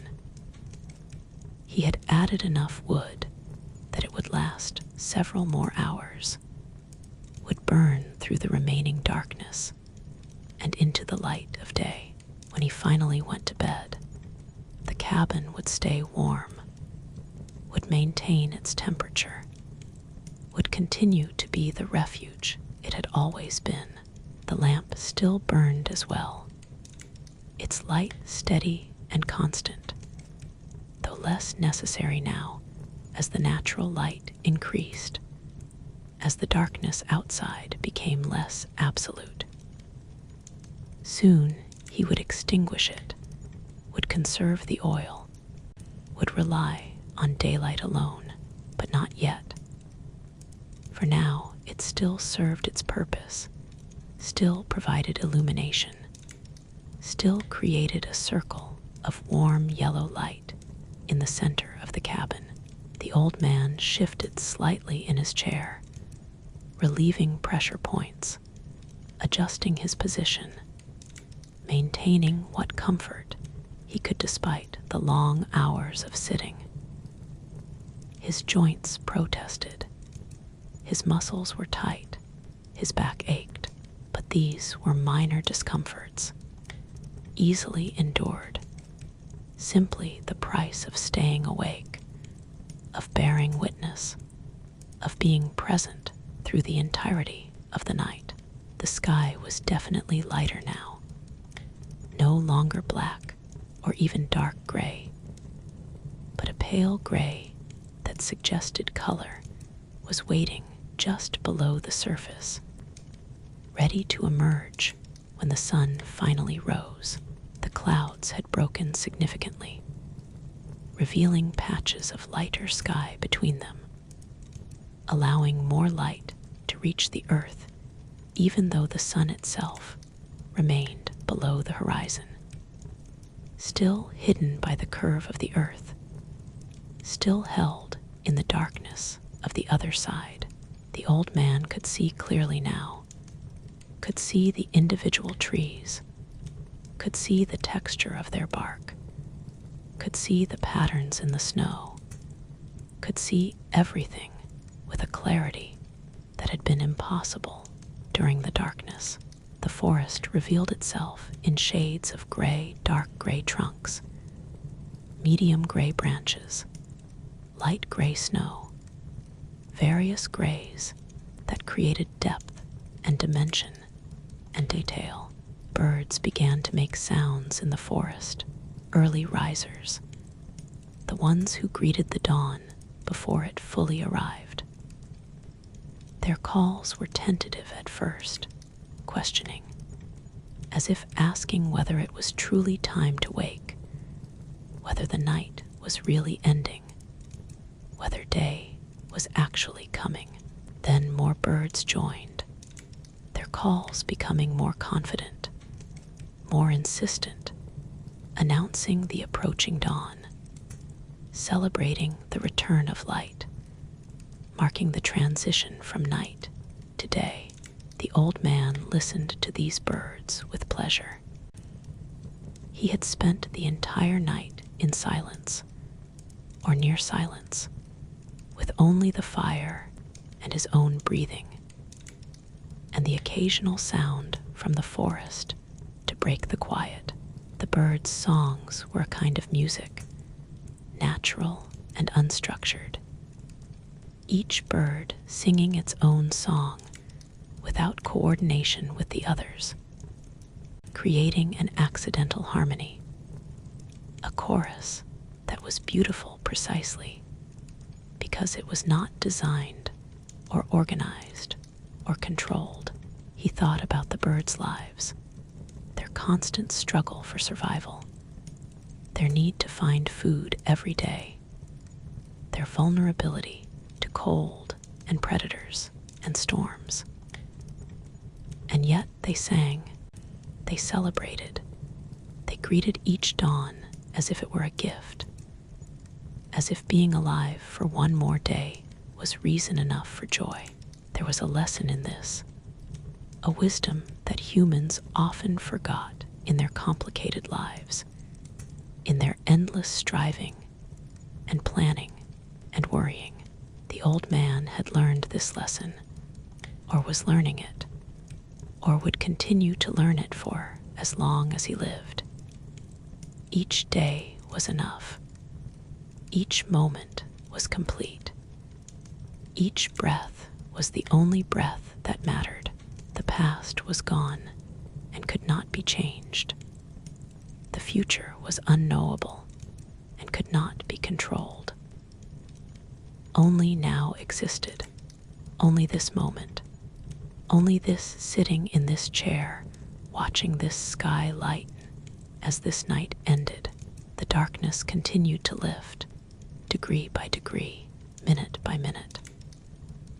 The gray became lighter, the shapes became clearer, the world became more and more visible. Soon it would be dawn proper, the moment when the sun's edge appeared on the horizon, when true daylight began, when night officially ended and day officially began. But the old man knew that these official definitions meant nothing to the forest, to the animals, to the snow, to anything except humans who needed to organize time into discrete units, who needed to label and categorize and measure everything. The forest knew only gradual transition, only the slow turning of the earth, only the endless cycle of light and dark that had repeated for billions of years before humans existed, and would continue for billions of years after humans were gone. He stood once more, needing to move, needing to prepare for the day, even though the day had barely begun, even though true light was still minutes away. He went to the stove and checked the fire, seeing that it burned well, that it needed nothing from him, that it would continue on its own. He went to the lamp and turned down the wick, reducing the flame, preparing to extinguish it entirely as soon as there was enough natural light to make it unnecessary. He went to the window and looked out at the forest, at the snow, at the sky that was now more light than dark, that showed the first hints of color, pale blue at the zenith, fading to pale yellow near the eastern horizon. The colors so subtle they were almost imperceptible, almost imaginary, but definitely there, definitely real, definitely marking the approaching dawn. The sun had not yet appeared, but its presence below the horizon was undeniable. The sky in the east was bright now, luminous, glowing with reflected sunlight that bent around the curve of the earth, that announced the sun's imminent arrival, that prepared the world for the day that was about to begin. The old man stood at the window and watched, waiting for that first glimpse of the sun, that first direct ray of light, that first moment of true day.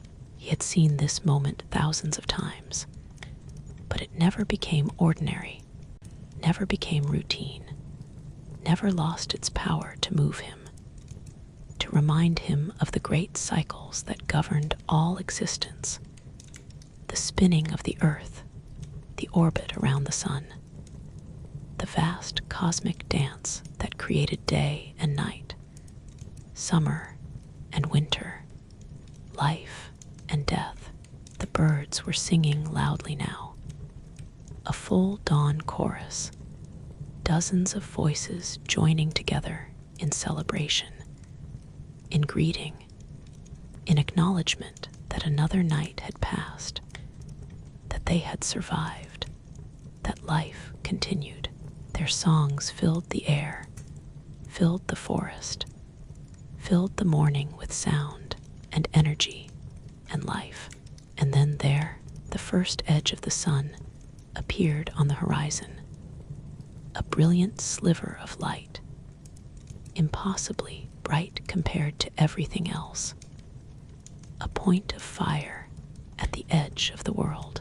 The old man watched it rise, slowly, steadily, the edge becoming a curve, the curve becoming a semicircle, the the semicircle becoming a full circle of blinding light that lifted itself free of the earth and hung in the sky, claiming the day, banishing the night, transforming the world from gray to gold. Light flooded across the snow, turning it from white to brilliant, dazzling, nearly painful to look at. The trees cast long shadows across the white surface, dark lines stretching away from the sun, creating patterns of light and dark that moved as the sun rose, that changed moment by moment as the earth rotated and the sun climbed higher.